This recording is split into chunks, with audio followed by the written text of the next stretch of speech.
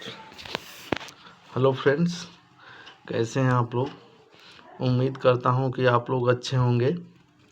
आज देखिए, भारतीय राज्य व्यवस्था की क्लास में हम भारतीय संविधान के स्रोत पर चर्चा करेंगे कि भारतीय संविधान के स्रोत कौन कौन से हैं, कहां से क्या लिया गया है। जैसे ब्रिटेन से जो लिया गया है वो संसदीय शासन व्यवस्था, राष्ट्रपति की औपचारिक शक्तियाँ, एकल नागरिकता और विधि का शासन।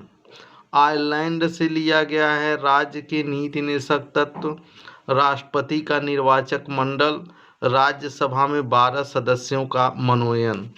यूएसए से लिया गया है मूल अधिकार, राष्ट्रपति पर महाभियोग की प्रक्रिया, स्वतंत्र न्यायपालिका, न्यायिक पुनर्विलोकन का सिद्धांत, उपराष्ट्रपति का पद और वित्तीय आपात। ऑस्ट्रेलिया से हमारे लिया गया है उद्देशिका प्रस्ताव, उद्देशिका, समवर्ती सूची, केंद्र राज्य संबंध। कनाडा से संघीय शासन प्रणाली, राज्यपाल द्वारा राष्ट्रपति के विचारार्थ विधेयक सुरक्षित रखना, अवशिष्ट शक्तियाँ। कई बार पूछा जाता है ये परीक्षा में कि संघ शब्द कहाँ से लिया गया। ऑप्शन में देता है कनाडा और उत्तरी अमेरिका।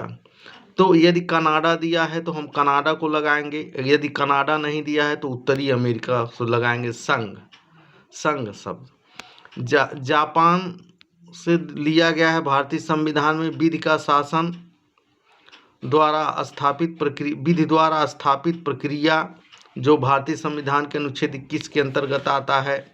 दक्षिण अफ्रीका से लिया गया है संविधान संशोधन की पद्धति, समवर्ती सोवियत संघ से मूल कर्तव्य, फ्रांस से गणतंत्रात्मक शासन प्रणाली और जर्मनी से लिया गया है आपात उपबंध।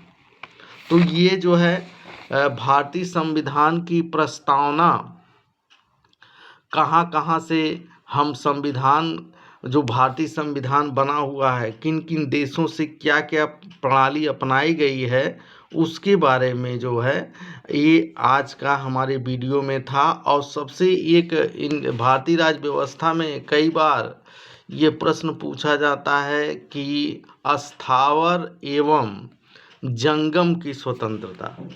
तो कई बार ये प्रश्न आपके लोग समझ नहीं पाते हैं कि स्थावर और जंगम क्या है। तो जंगम मीन्स होता है संपत्ति और स्थावर मतलब होता है अर्जन।